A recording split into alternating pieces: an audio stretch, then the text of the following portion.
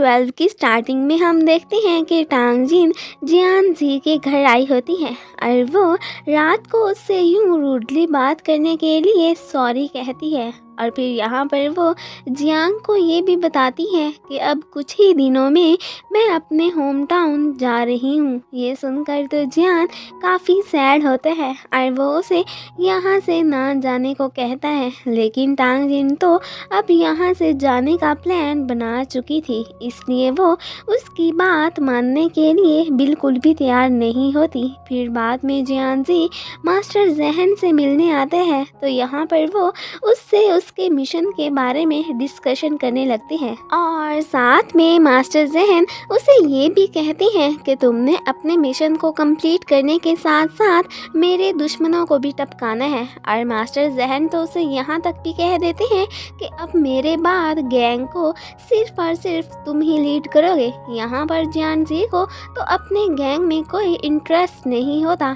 तो वो मास्टर जहन से कहता है कि मैंने तो सिर्फ आपके मिशन को कंप्लीट करना है और उसके बाद मैंने टांग जिन के साथ अपनी लाइफ बितानी है। और फिर जियान जब वहाँ से जाने लगता है तो मास्टर जहन उसे कहते हैं कि आज एक पार्टी अरेंज करवाई जा रही है, इसलिए तुम उसमें ज़रूर आना। तो वो भी ओके कहता वहाँ से चला जाता है। उधर योंग जी टांग जिन को बताते हैं कि आज मास्टर जहन ने जो पार्टी अरेंज करवाई है वो उसमें जियांसी और मिंग की शादी के बारे में अनाउंस करने वाला है। और उसने तो उस पार्टी में योंग जी के साथ साथ टांग जिन को भी इनवाइट किया था। टांग जिन इस बात से हर्ट तो बहुत होती है, लेकिन फिर भी वो उस पार्टी में जाने का डिसाइड करती है। फिर नेक्स्ट सीन में हम देखते हैं कि जियांसी पार्टी में आया तो होता है, लेकिन वो इस बात से बिल्कुल अनजान होता है कि आज मास्टर जहन इस पार्टी में उसकी शादी के बारे में एक अनाउंसमेंट करने वाले हैं। फिर टांग जिन और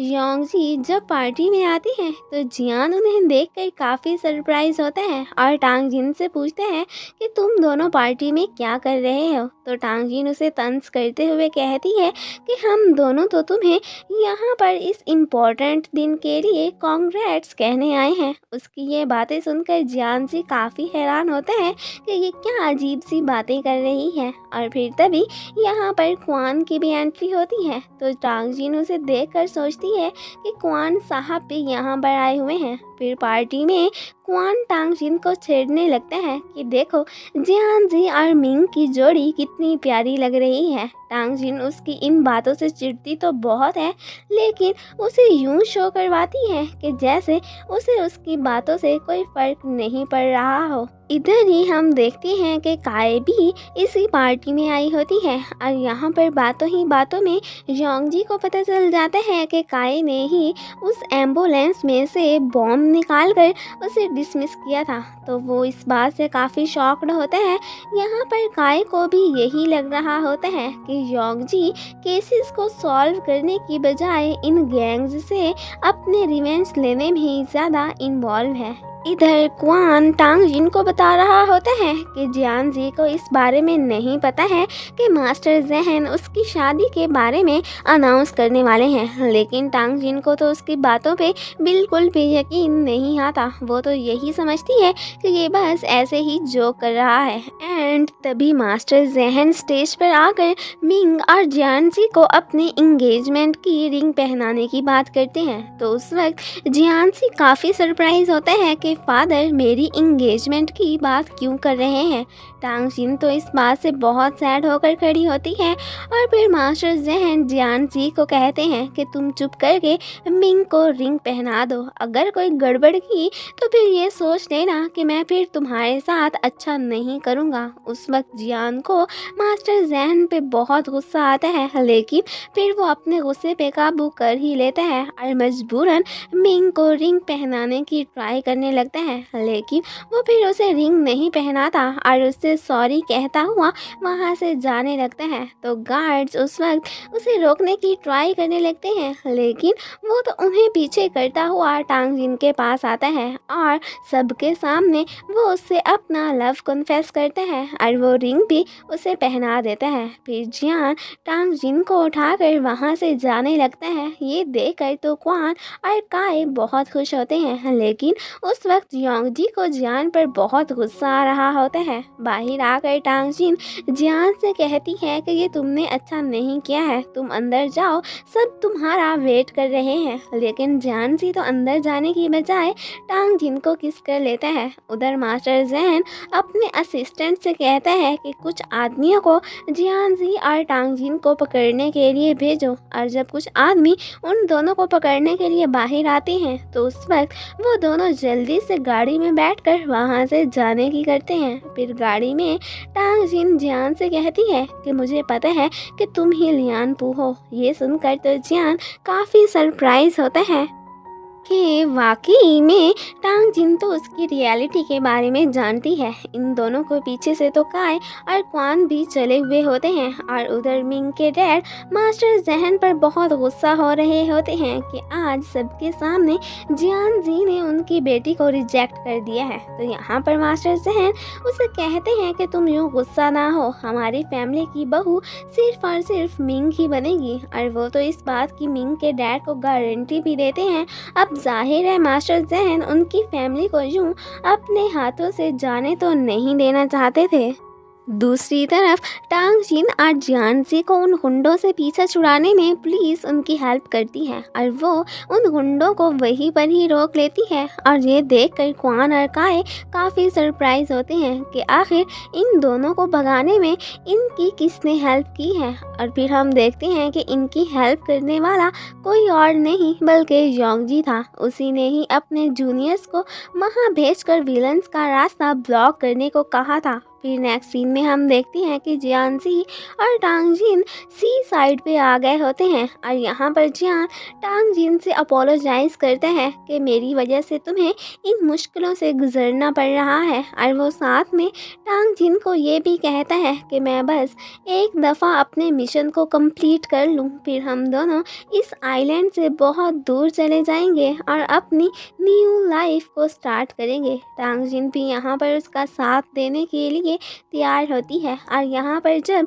जियान उसे किस करने लगता है तो तब अचानक समंदर की लहरों से उनकी बोट वहाँ पर उल्ट जाती है और वो दोनों पानी में गिर जाते हैं। फिर वो दोनों अपने पास आग जलाकर बैठते हैं। तो यहाँ पर जियान टांग जिन से इनकोडर मांगता है तो वो तो उसे इनकोडर देने से मना कर देती है और उसे कहती है कि जब तक मुझे ये यकीन नहीं हो जाता कि केके को मारने में मास्टर जहन का हाथ नहीं है तब तक मैं ये इनकोडर तुम्हें नहीं देने वाली। तो जियान जी उसे कहता है कि ठीक है, फिर मैं तुम्हें ये यकीन दिला कर रहूँगा, लेकिन अब उसके पास तो इस बात के कोई सबूत नहीं होते। तो यहाँ पर टांग जिन उसे जिन के घर ले जाने की बात करती है। उसे इतना तो यकीन था कि हो ना हो जिन के घर से कोई ना कोई सबूत ज़रूर मिल जाएगा। फिर हम देखते हैं कि वो दोनों जिन के घर आ गए होते हैं। यहाँ पर जिन जब टांग जिन के ब्रेसलेट को टच करती है तो उस वक्त जियान जी उसे देख लेता है और उसे इतना तो पता चल जाता है कि हो ना हो इसे भी इनकोडर में इंटरेस्ट ज़रूर है। फिर वो वॉशरूम जाने का बहाना करके वहाँ से जाने लगते हैं और जब वो गार्ड को साइड पे खड़ा देखते हैं तो उस वक्त जियान जल्दी से वहाँ से स्टडी रूम में जाता है और वहाँ की तलाशी लेना शुरू कर देता है। इधर जिन की असिस्टेंट उसे कोई इम्पोर्टेंट बात बताने आती है तो उस वक्त जिन टांग जिन से एक्सक्यूज करती हुई उसे साइड पे ले जाने लगती है। तब टांग जिन भी जियान के पीछे जाने लगती है। उधर जियान जी को एक फाइल के थ्रू पता चलता है कि योंग जी एक हान किंग गैंग का आदमी है। तो वो इस बात से काफ़ी सरप्राइज होते हैं और फिर वो देखते हैं कि टांग जिन भी उसके पीछे यहाँ पर आ गई हुई है। और जब टांग जिन ये फाइल देखती है तो वो काफ़ी शॉक्ड होती है कि योंग जी भी ऐसा आदमी निकल सकता है जो कि एक गैंग से बिलोंग करता हो। फिर वो गुस्से से वहाँ से जाने लगती है तो जिन उससे यूँ गुस्सा होने का रीज़न पूछती है तो वो तो आगे से फिर कोई बहाना खाना बना देती है। और फिर जब जिन को पता चलता है कि ये दोनों अभी स्टडी रूम में गए थे तो उस वक्त भी टांग जिन अपनी बातों से उसे बहला फुसला लेती है और उसे ये शक नहीं होने देती कि वो आखिर यहाँ पर किस इरादे से आए थे। फिर वो दोनों जब वहाँ से जा रहे होते हैं तभी जियान जी को उसके डैड की कॉल आती है तो टांग जिन उसे मास्टर जहन की कॉल पिक करने का कहती है। फिर जियान उनसे बात करने लगता है और उन्हें कहता है कि आप जब तक मुझे ये अश्योर नहीं करवाते कि आपने केके को नहीं मरवाया तो तब तक आपको ये इनकोडर नहीं मिलने वाला है। तो मास्टर जहन उसे अश्योर करवा ही लेते हैं कि वाकई में उनके गैंग ने केके का मर्डर नहीं किया है। फिर यहाँ पर जियान जी उन्हें ये भी बता देते हैं कि योंगजी हान किंग गैंग का आदमी है। अब तो मास्टर जहन के हाथ में योंगजी का वीक पॉइंट लग गया था, इसलिए वो फिर योंगजी को कॉल करते हैं और उसे कहते हैं कि मुझे पता चल गया है कि तुम किसके आदमी हो। और साथ में वो उसे अपने साथ कोऑपरेट करने को कहते हैं। योंगजी उनके साथ कोऑपरेशन करने को नहीं मानता, लेकिन वो इस बात से काफ़ी शॉक्ड होते हैं कि उन्हें मेरे सीक्रेट का कैसे पता चला और उसकी इस राज की बात का तो सिर्फ और सिर्फ जिन को ही पता था, इसलिए वो फिर उसके पास जाने लगता है। दूसरी तरफ टांग जिन तो योंगजी को लेकर काफ़ी सैड होती है कि वो उस पर इतना ट्रस्ट करती थी और वो आगे से कैसा आदमी निकला। तो फिर जियानसी उसे इतना परेशान देखकर तसल्ली देता है। उधर योंगजी जिन के पास आ गया होता है और उस पर गुस्सा करने लगते हैं कि मेरे सीक्रेट के बारे में सिर्फ और सिर्फ तुम्हें पता था, तो ये बात मास्टर जहन को कैसे पता चली। तो इस वक्त जिन उसे अश्योर करवाती है कि मैंने तुम्हारे बारे में किसी को भी नहीं बताया है और फिर वो उसे कहती है कि मास्टर जहन के पास बहुत पावर है, इसलिए उसने कहीं ना कहीं से पता करवा ही लिया होगा। यहाँ पर हम योंगजी के एक जूनियर को देखते हैं जो जिन के घर आया होता है। वो यहाँ पर जिन के साथ योंगजी को देखकर काफ़ी सरप्राइज होता है और साथ में आहट करने की वजह से वो तो उनके हाथों पकड़ा भी जाते हैं। जिन तो यहाँ पर उसे शूट कर देती है जिसकी वजह से उसकी डेथ हो जाती है। ये देखकर योंगजी जिन पे गुस्सा करने लगता है कि तुमने मेरे जूनियर को क्यों मारा है, लेकिन जिन पर तो उसकी बातों का कोई असर नहीं होता। वो तो बड़े मज़े से वहाँ पर उस जूनियर की डेड बॉडी देख रही होती है। और इसी के साथ ही पार्ट 12 ख़त्म हो जाता है। Thanks for watching and guys, अगर आप लोगों को मेरी वीडियो अच्छी लगती है तो प्लीज़ इसे लाइक शेयर एंड कमेंट भी कर दिया करें। Thank you.